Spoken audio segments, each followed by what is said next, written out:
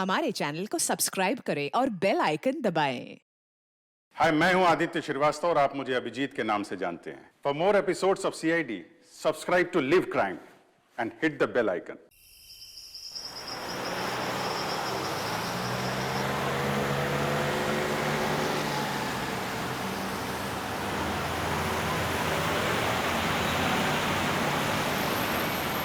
ये तो हमारी गाड़ी है।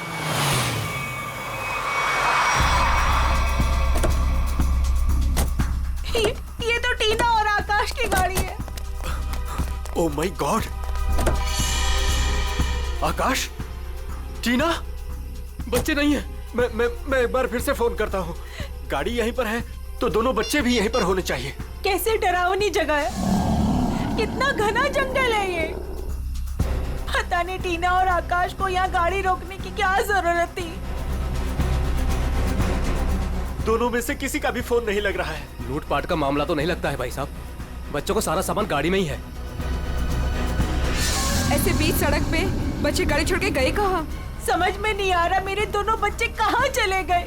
क्या हो गया उनको? मीरा कुछ नहीं होगा हमारे बच्चों को। शांति रखो, घबराओ मत। आओ यहीं कहीं आसपास देखते हैं। आकाश! टीना! आकाश! आकाश! आकाश! मेरी आवाज सुनाई दे रही है? आकाश! आकाश! टीना! पता नहीं इस घने जंगल में बच्चे कहाँ चले गए। मीरा, गाड़ी यहाँ पर है तो बच्चे भी यहीं पर होने चाहिए।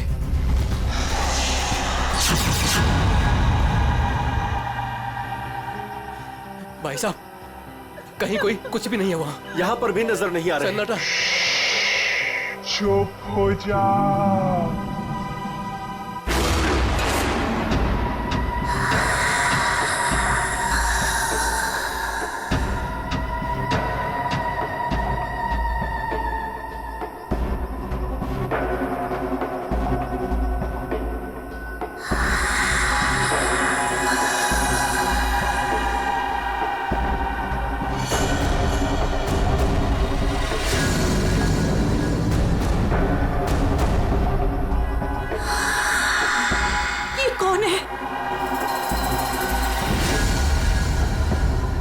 कौन हो तुम?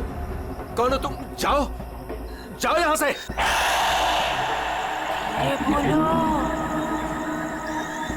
आवाज बिल्कुल नहीं, वरना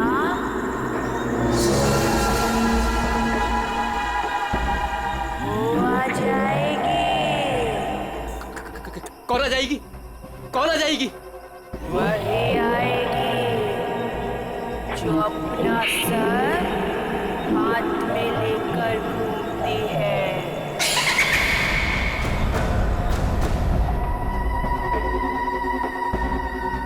वो आ जाएगी। चलो कौन है? जल्दी आ जाएगी। चलो गाड़ी में बैठो जल्दी। वो आ जाएगी। वो आ जाएगी। वो आ जाएगी।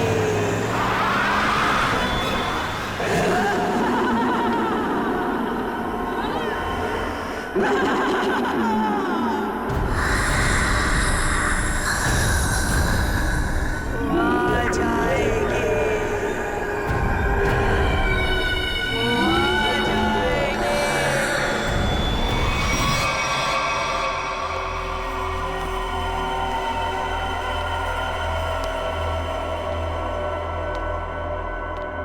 और तभी एक औरत आई। उसका सर नहीं था। वो मुझे मारने आई थी। वो मुझे मारने आई थी। उसका कटा सर उसके हाथ में ही था। वो मुझे मार डालेगी। वो मुझे मार डालेगी। बचा लो मुझे। वो मुझे मार डालेगी। ये क्या हो गया मेरी वत्सला को? कैसे बर्ताव कर रही है? अब क्या करूं मैं?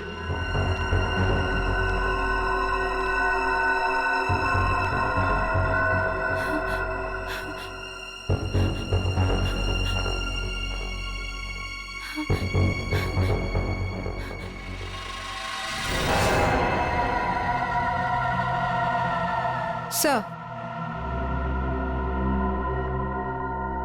उसके बाद क्या हुआ? उसके बाद वो अपना कटा सर मेरे चेहरे की तरफ फेंक। नहीं,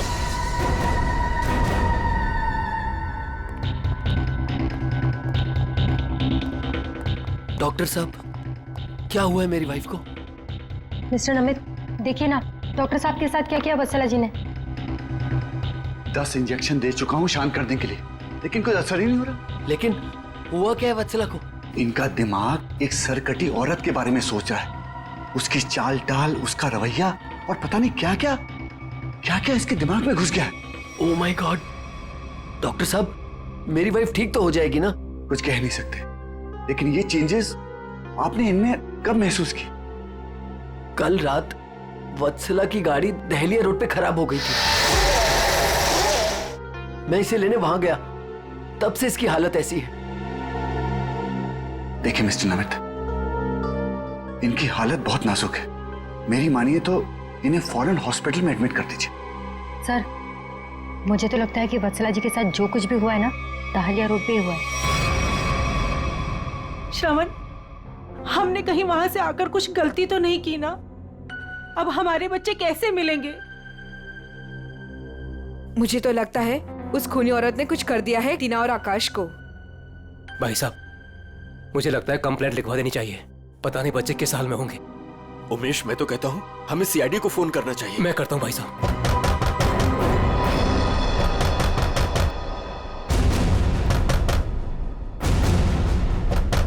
ये इस तरह से दरवाजा कौन पीट रहा है?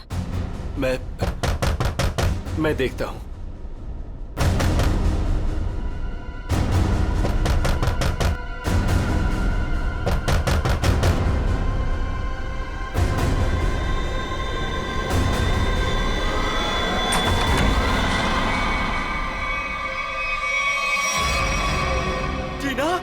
टीना बेटा, टीना बेटा, ये क्या हो गया? क्या हो गया? किया बेटा? ये किसने किया? टीना भाई साहब, इसकी हालत तो बहुत खराब है। इसे हॉस्पिटल ले जाना होगा। मैं गाड़ी निकालता हूँ भाई साहब। टीना बेटा, कुछ तो बोलो। आकाश कहाँ है? आकाश भैया को बचा लो। बचा लो मतलब? क्या हुआ है आकाश को? टीना बेटा, टीना, टीना आंखें खोलो बेटा, आंखें खोलो बेटा, आंखें बंद मत कर बेटा। टीना, क्या हुआ तुम्हें? वो गाड़ी हमें रोक रही है वहाँ।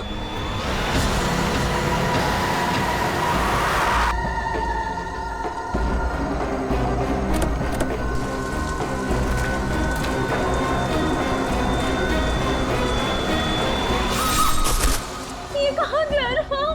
टीना बेटा, आंखें खोलो बेटा। टीना, तुम हमें छोड़ के नहीं जा सकती।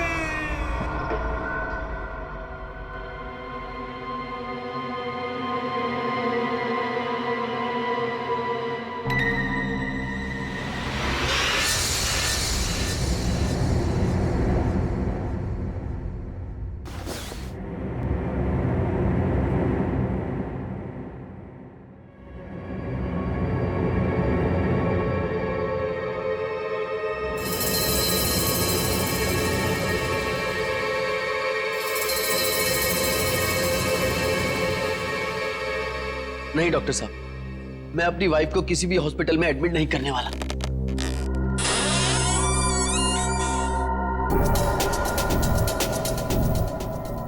आपसे पहले भी 4 और डॉक्टरों ने मुझे यही एडवाइस दिया। अब मेरी वत्सला का इलाज मेरे घर पर ही कीजिए ना डॉक्टर साहब।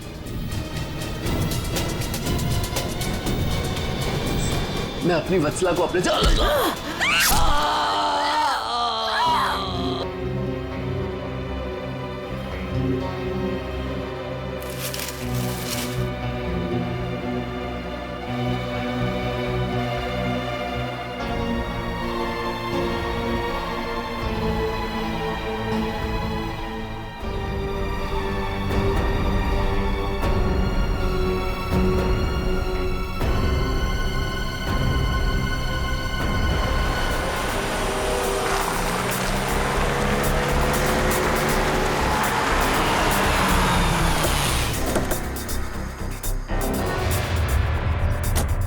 आइए इस तरफ, यहाँ पर आइए। यही घर है ये।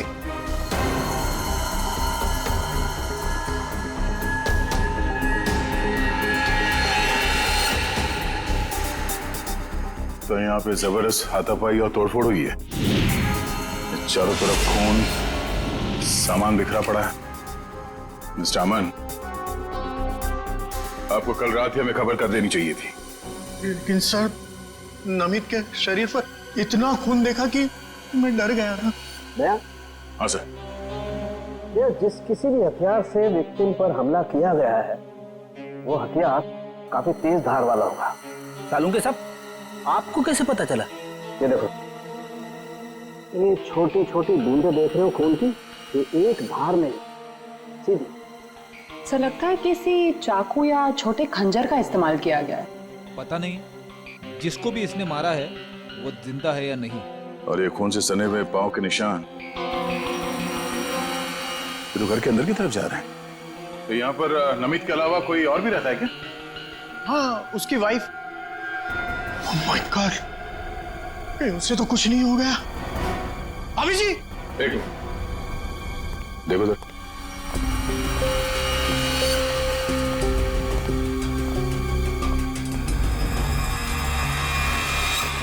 सर ये पैरों के निशान तो आगे आगे धुंधले होते जा रहे। एक काम करो, इस कमरे को चेक करो।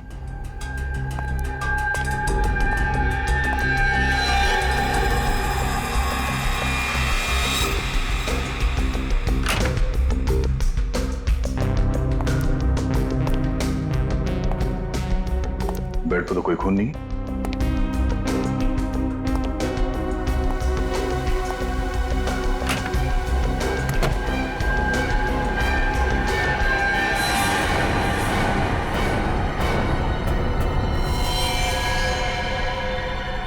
कौन हो तुम? बाहर आओ। बाहर आओ।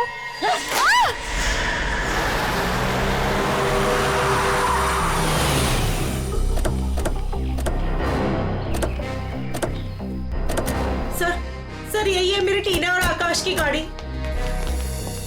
यहीं पर मेरे बच्चों पे वो मुसीबत आई थी।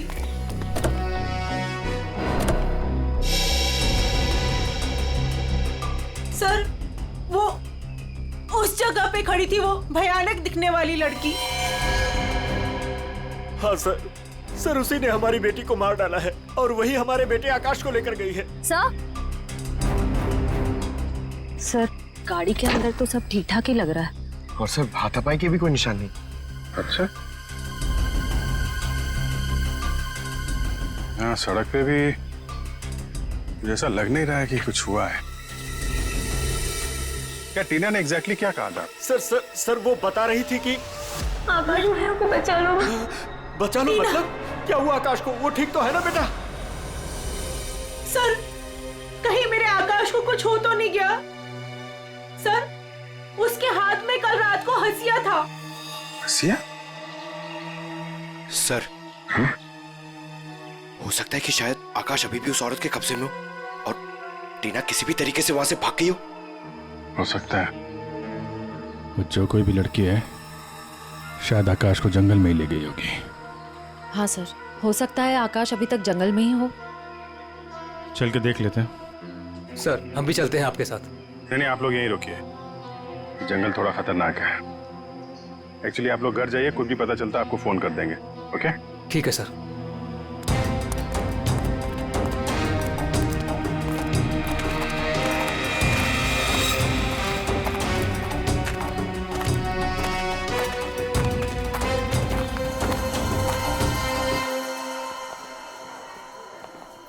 डॉक्टर साहब, वो आदमी कहाँ है जो खून से लथपथ आपके हॉस्पिटल में आया था? सर वो आदमी अंदर है। तो अब होश में है या अभी भी बेहोश है? नहीं, अभी होश तो आ गया है उसे, मगर थोड़ी बहकी बहकी बातें कर रहा है। क्या हम उनसे मिल सकते हैं? जी बिल्कुल, आइए।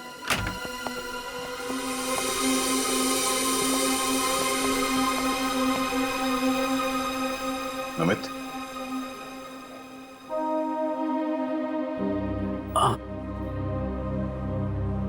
कौन? हम लोग सीआईडी से हैं।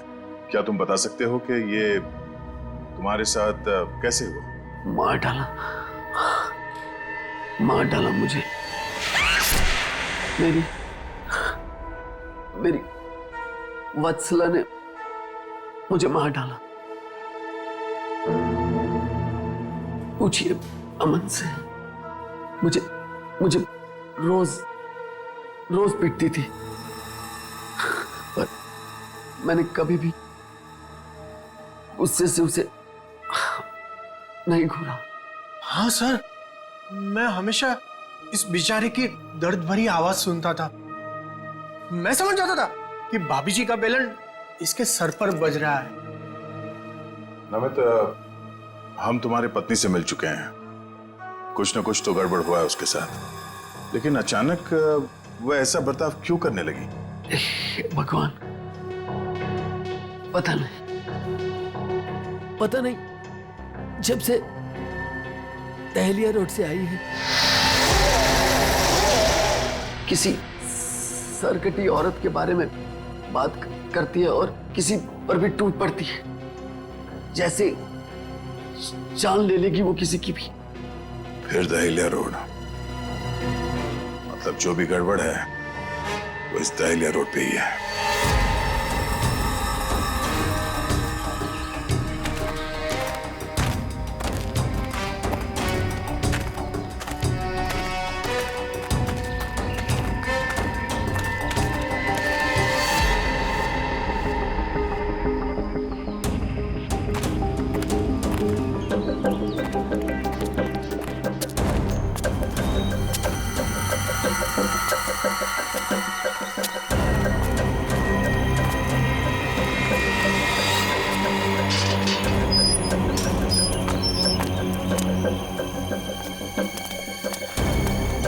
ये तो बिल्कुल हॉरर फिल्म की तरह बंगला है, जंगल के बीच में इतना सुनसान।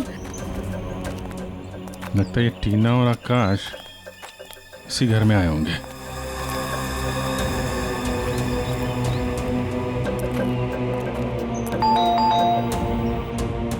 ज्यादा फिल्में मत देखा करो।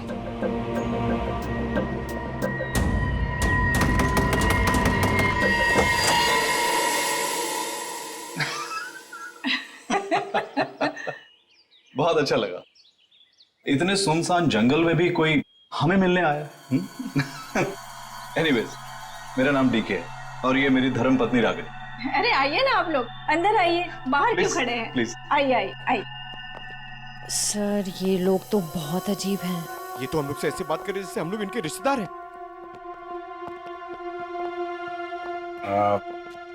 काफी अच्छा घर है। Thank you. आसपास दूसरा कोई घर नहीं दिख रहा है, तो इतने सुनसान जंगल में आपने ये घर बनाया? बनाया नहीं है सर, खरीदा है। वो क्या है ना कि हम दोनों पति पत्नी एक कलाकार हैं और अपनी सोच के आकार को पूरा करने के लिए हमें शांति और एकांत की सख्त जरूरत रहती है। जी हाँ सर, यही हमारा घर भी है और हमारी दुनिया भी है। और हाँ, आपको एक बात और बताना चाहूंगा। हम लोग रहते जरूर इस सुनसान इलाके में हैं, लेकिन कला के क्षेत्र में हमारा बहुत बड़ा नाम है। अच्छा जी। कब खरीदा आपने ये घर? बहुत साल पहले खरीदा था। अब तो ध्यान भी नहीं है हमें कि कब खरीदा था हमने। हाँ, ये तो याद होगा कि कल यहाँ पे कौन आया था? हाँ सर, बिल्कुल। लेकिन कल तो यहाँ कोई नहीं आया था सर। ये फोटोज देखिए, ध्यान दीजिए और सोच के बताइए, क्या इन दोनों में से कोई भी कल यहाँ आया था? नहीं मैडम, इनको हमने पहले कभी नहीं देखा।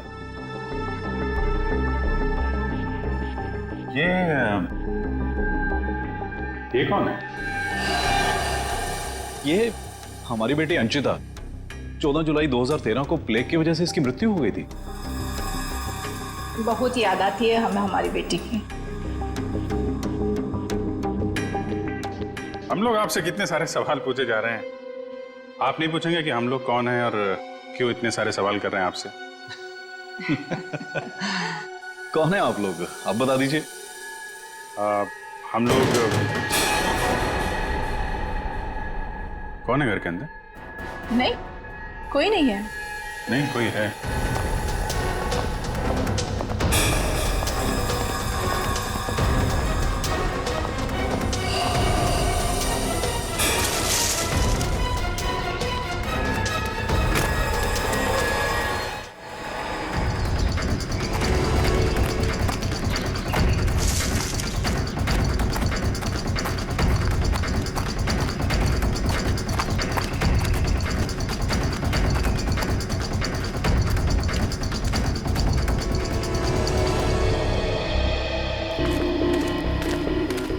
तो इस तरफ ही था। कहीं हमें देखकर छुप तो नहीं गया? हो सकता है आकाश भी उसी का साथ ही होगा शायद। देखते हैं।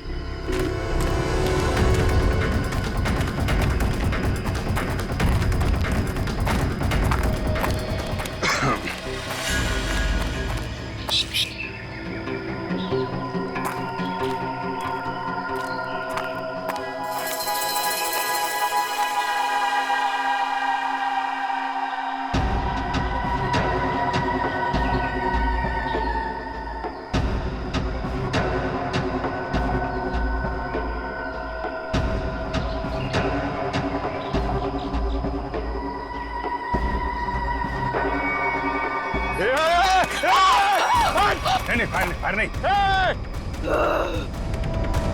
कर नीचे, कर नीचे।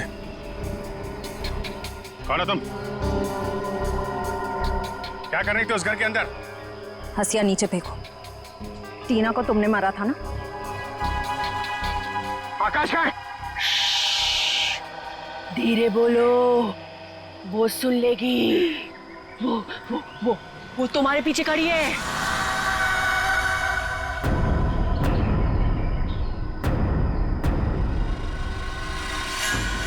कौन है हमारे पीछे? कोई नहीं है, लगता दिमाग हिला हुआ इसका। क्या दिखा रही है, हैं? कौन है पीछे? वो तुम्हारे पीछे बिना सर वाली औरत अपना सर हाथ में लेके दिखा रही है। सर, ये उस सिरकटी औरत की बात कर रही सर, वत्सला जैसी बातें कर रही है। हमारे पीछे कोई नहीं है। किसकी बात कर रही हो तुम? ऐसे नीचे करो, नीचे रखो। मैं मार दूंगी उसे, मैं मार दूंगी उसे, मैं मार दूंगी।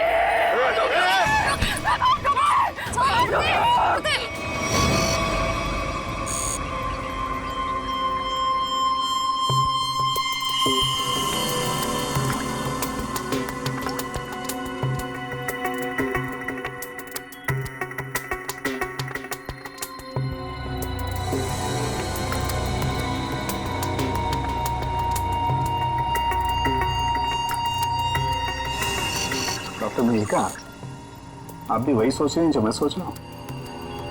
यस सर, पर ये है क्या? थोड़ा बहुत तो पता चला है, पूरा तो टेस्ट होने के बाद पता चलेगा।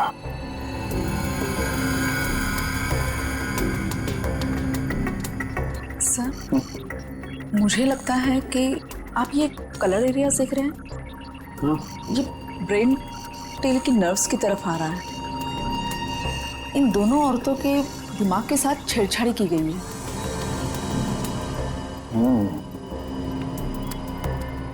सर, इनकी याददाश्त से छेड़छाड़ की गई। इनको कोई नेचुरल रोग या दिमागी बीमारी नहीं, इनकी तो मेमोरी ही बदल दी गई है।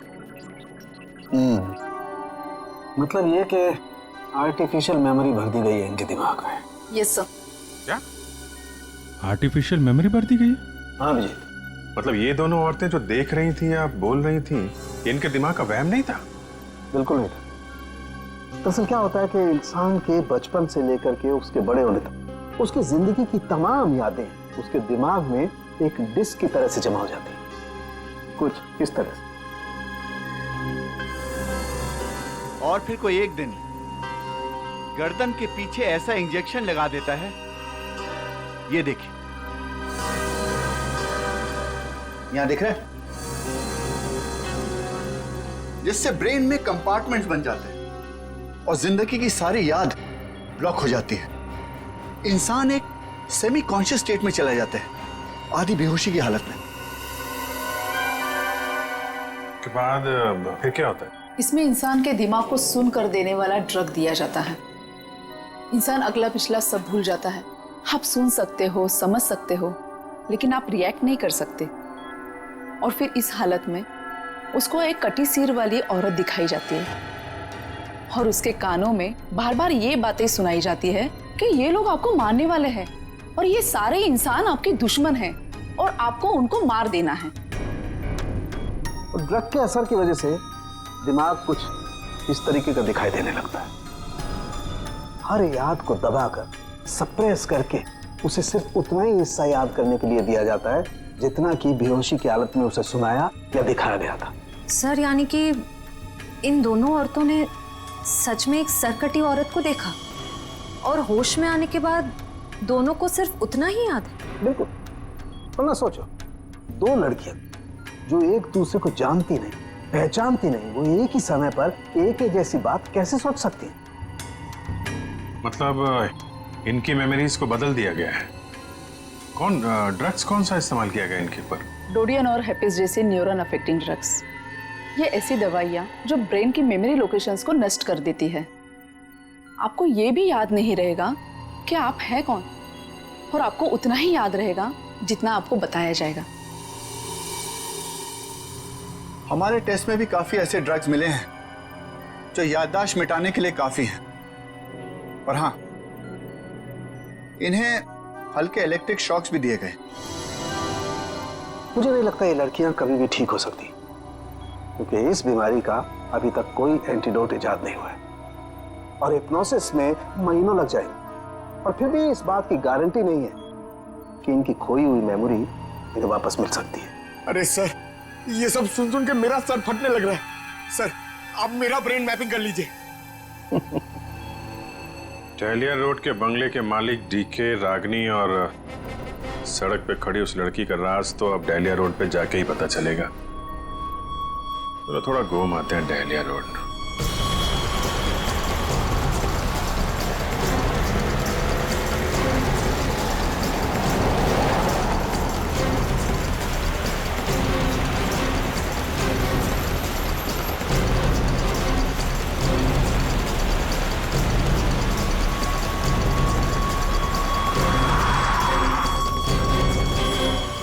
ये हमारी बेटी अंचिता है। 14 जुलाई 2013 को प्लेग की वजह से इसकी मृत्यु हो गई थी। ये तो वही लड़की है, डीके और रागिनी की मरी हुई बेटी। मेरी मदद कीजिए प्लीज। कैसी मदद? मेरा मतलब क्या मदद चाहिए आपको? मेरे मम्मी पापा अचानक से बेहोश हो गए। मैंने बहुत कोशिश की उन्हें उठाने की, पर वो नहीं उठे। कहाँ है कहाँ आपके मम्मी पापा? घर पे आके देखिए ना प्लीज, पास में है। चलिए आइए। आइए, कहाँ पर है? चलिए। अच्छा, इन नाम से कोई भी रजिस्ट्रेशन नहीं? ओके ठीक है, थैंक यू। सर, सारे पेंटर्स एसोसिएशन में फोन कर लिया सर, मगर डीके और रागिनी के नाम से कोई भी रजिस्ट्रेशन नहीं। सब कुछ झूठ बोला उसने। मुझे तो लगता है कि उसने अपना नाम भी गलत बताया है। जयवंती, कुछ पता चला? नहीं सर, अभी तक कुछ भी नहीं पता चला। मगर सर, कितने कॉन्फिडेंस से झूठ बोल रहे थे दोनों। लगता है सर अब एक ही रास्ता बचा है, उन्हीं से सच उगलवाना पड़ेगा। नहीं जयवंती, पहले उसकी सारी डिटेल्स निकालते हैं, फिर उठाते हैं उसे। लेकिन सर पता कैसे चलेगा? एक काम करो, डहलिया हाउस में जो उनकी तस्वीरें खींची गई थी उन्हें क्रिमिनल डाटाबेस से और मिसिंग केस फाइल से मैच करवा के देखो, शायद असलियत सामने आ जाए। आइए। यहाँ इतनी रोशनी कम क्यों है? वो घर आबादी से दूर है ना, इसलिए वोल्टेज थोड़ा कम है। ये देखिए। ये दोनों एक साथ कैसे बेहोश हो गए? कहीं इस लड़की ने तो कुछ नहीं कर दिया?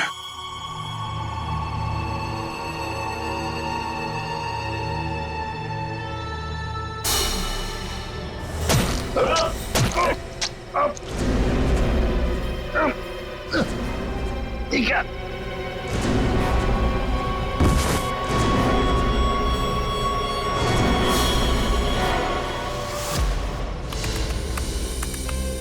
सर, दोनों फोन्स के सिग्नल नहीं मिल रहे हैं। सर, कुछ सेकंड्स पहले तक अभिजीत सर और दया सर का फोन दहलिया रोड पे बता रहा था, लेकिन अभी लोकेशन नहीं दिख रही है। इसका मतलब अभिजीत सर और दया सर को वो रास्ता रोकने वाली लड़की मिल गई। फिर तो डीके और रागिनी की सच्चाई का भी पता चल जाएगा। सर, आइए। सर, ये है मिसेस साक्षी, उस नकली डीके और इलेश की माँ। नमस्ते। कहाँ है मेरा बेटा? कहाँ है इलेश? ये ऑफिसर कह रहे हैं उसका नाम डीके है और उसकी एक पत्नी है जिसका नाम है रागिनी। ये कैसे हो सकता है? ये सब झूठ है। जी नहीं, ये सच है। एक छानबीन के दौरान आपके बेटे और उस औरत से मुलाकात हुई हमारी, जो अब डीके और रागिनी बने बैठे, और उसी छानबीन में मिसिंग कंप्लेन से उनकी सच्चाई भी पता चली। मैम, आप हमें बता सकते हैं कि आपके बेटे इलेश ने अपना नाम बदल के डीके क्यों रख लिया? मेरा बेटा अपना नाम क्यों बदलेगा? मुझे इस बारे में कुछ नहीं पता। देखिए माताजी, वो रागिनी उर्फ नीता के साथ में कहीं छुपा हुआ बैठा है। अब ये औरत को जानती है? ये लड़की कौन है और कैसे मेरे बेटे की जिंदगी में आई, मुझे कुछ नहीं पता। देखिए मैडम, उस औरत के माँ बाप तो मर चुके हैं। बस आप ये बता सकती हैं कि जुलाई 2013 से पहले ऐसा क्या हुआ था जो आपका बेटा घर छोड़कर चला गया? नहीं, मेरा बेटा घर छोड़कर नहीं भागा था। हाँ, इलेश दिमागी तौर पर बीमार रहता था, तो एक बड़े साइकोथेरेपिस्ट के पास उसका इलाज चालू था, और उसी थेरेपी की सिटिंग के लिए वो डॉक्टर के क्लिनिक गया था, और फिर वो वापस ही नहीं आया। अच्छा मैम, ये बताइए कि नाम क्या है इस थेरेपी क्लिनिक के डॉक्टर का?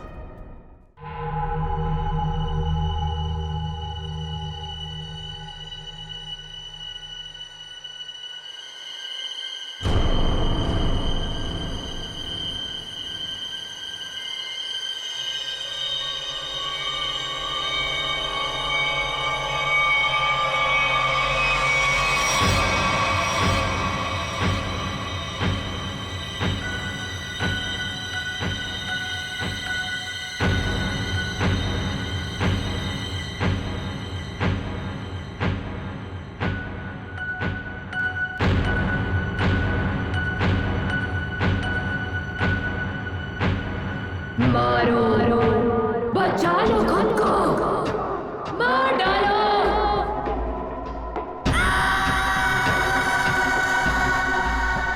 मारो, मार डालो, सब दुश्मन है तुम्हारे। मारो, मार डालो, बचा लो खुद को। मारो, मारो, मार दो, सब दुश्मन है तुम्हारे। उठा लो हथियार, उठा लो हथियार, मार दो। समझ में नहीं आ रहा कि इन सबके पीछे एक डॉक्टर हो सकता है। देखते कहाँ का तार कहाँ जाके जुड़ा है सर। बहुत लंबा जाल फैलाता है सर। आज सारे तार कट जाएंगे इसके।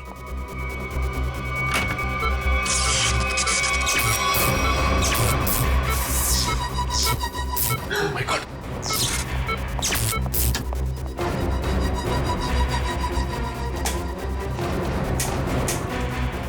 किसने किया ये? बोलो, बोलो किसने किया?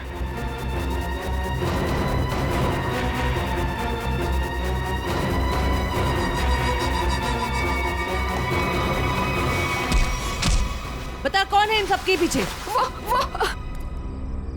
तुम उस बिना सर वाली औरत के साथ मिले हो ना? मैं नहीं, तुम उस सरकटी औरत के साथ मिले हुए हो। मैं जानता हूं, मैं छोड़ूंगा नहीं तुमको। तुम और उस औरत दोनों को खत्म कर दूंगा मैं।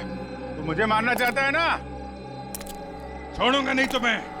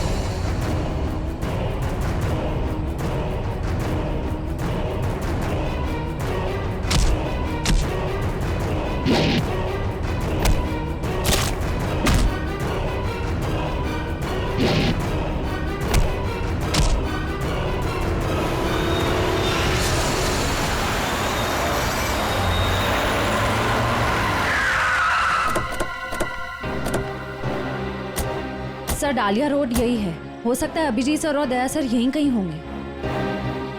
हो सकता है वो डीके और रागनी क्या हो। हम लोग जाके देखते हैं, तुम लोग यहीं रखो। एक डॉक्टर जाना नहीं चाहिए। हाँ ठीक है, चलो आ जाओ।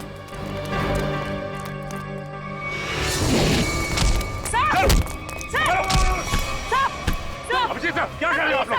क्या कर रहे हो आप लोग? संभालो। अभिजीत सर, सर क्या कर रहे हो? Please, please. नहीं सर। चल जल्दी चल, एंटीडोट दे जल्दी। संभालो।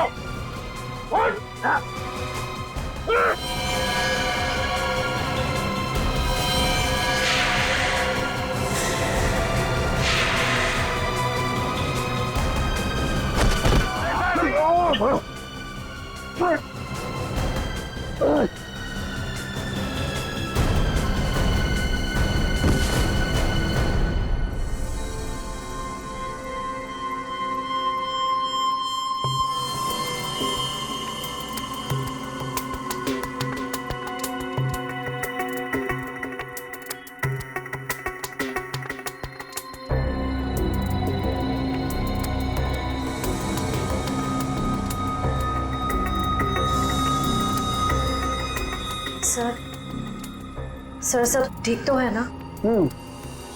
एंटीडोट ने असर शुरू कर दिया, थोड़ी देर में होश आ जाएगा दोनों को।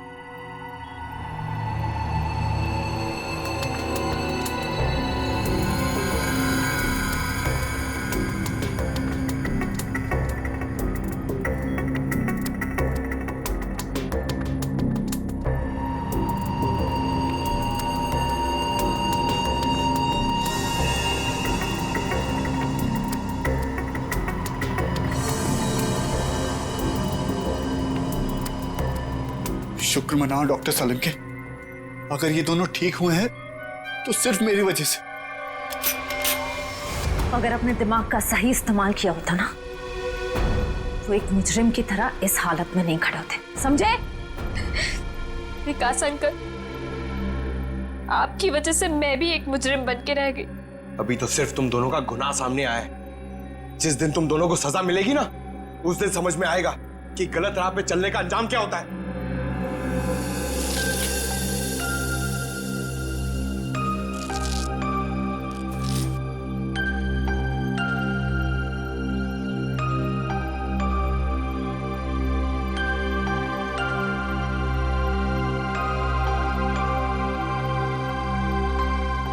हम ये दहलिया रोड वाले बंगले पे? नहीं यार, न्यूरो सेंटर में है भाई।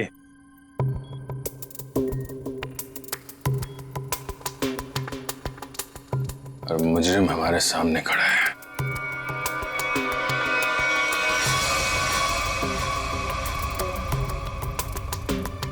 अच्छा एक बात बताओ, तुम्हें अभी वो कटे हुए सिर वाली औरत और वो भयानक आवाज से तुम ही सुने थे?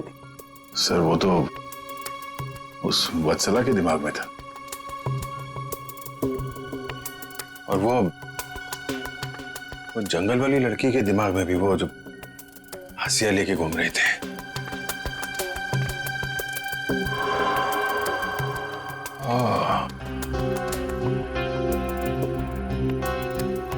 अब समझ में आया, संचिता के माँ बाप ने भी हम लोगों को वो ड्रग्स वाला इंजेक्शन लगा दिया था। हमारे दिमाग में भी ये सारी बातें भरती गई थी। बताओ डॉक्टर विकास, क्यों किया तुमने ये सब? जल्दी बता, वरना हमें तुम्हारा इलाज करना पड़ेगा। क्या बताऊं, डॉक्टर सालुंके ने सब कुछ समझा तो दिया था।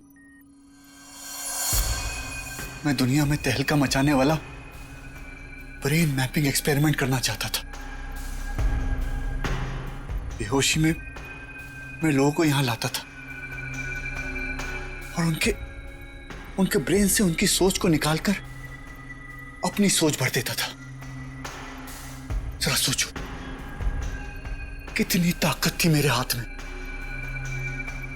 जब वो लोग जागते थे तो उन्हें वही दिखता था और उनके दिमाग में वही ब्रेन की मेमोरी थी जो जो मैंने डाली थी। उनका ब्रेन वही करता था जो मैं कहता था। मतलब कि मैं उनके ब्रेन से सब कुछ करा सकता था।